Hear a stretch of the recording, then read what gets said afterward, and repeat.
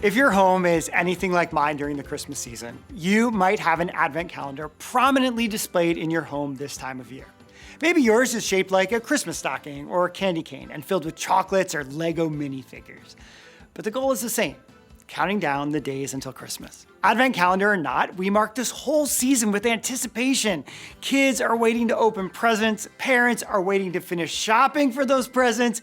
Everyone is waiting for some much needed time off to spend with the people who matter most. With the busyness of the Christmas season, it's easy to forget why we celebrate in the first place. We forget that at the time of the first Christmas, God's people were anticipating a rescuer to come and save the world. That's what makes Advent calendars like these so powerful.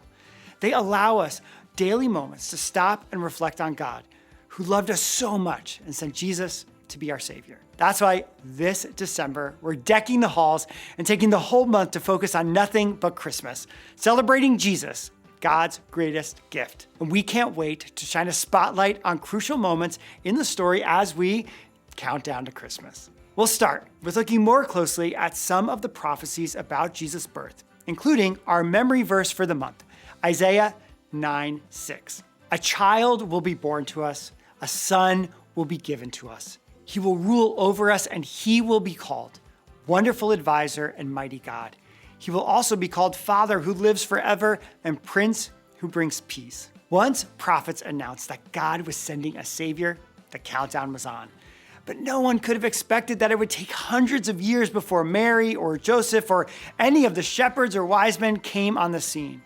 The prophets wrote these promises to offer hope to God's people as they faced exile. And even though it took time, God kept these promises. And because of that, we can still have hope today. Bottom line, you can have hope because God is faithful.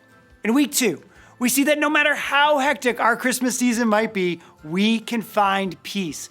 We head to Luke chapter 1 and discover that Mary received a surprise visit from an angel who announced that God had chosen her to be the mother of Jesus, the promised one sent to save the world. While she might have been frightened at first, the angel assured her that God had a plan and was in control. She could find peace because all things are possible with God, and we can too.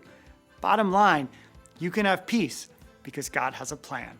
Then in week 3, we focus on the joy we can have as we celebrate Jesus' birth.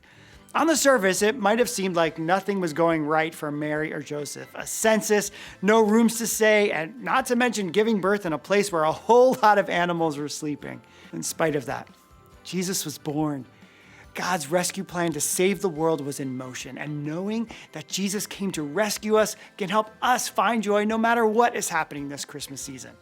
Bottom line, you can have joy because God sent Jesus. For Christmas weekend, we discover more about God's amazing love at Christmas time. In Luke 2, we see that Jesus was born, and it was now time to announce it to the world. But instead of heading to the palaces and mansions, God's angels visited the shepherds on the night that Jesus was born and announced Jesus' birth. Christmas reminds us that God's love isn't just for the people who think they have it all together. Jesus came for everyone. Bottom line, God's love is for everyone. We finish our Christmas series with the wise men. The message of Jesus spread far and wide. As Matthew tells us, wise men from the east discovered that a king was born, and they traveled a long way to find Jesus. And when they found him, perhaps years later, they offered Jesus expensive, meaningful gifts to worship and celebrate him. And bottom line, celebrate Jesus all year long. As we hang the lights and deck the halls for our own Christmas celebrations, let's use this season to remember what's most important. God loved us. God saw our greatest need, and God did something about it. Jesus came to become one of us and make it possible for us to be with God forever. And that's always worth celebrating. Merry Christmas, everyone.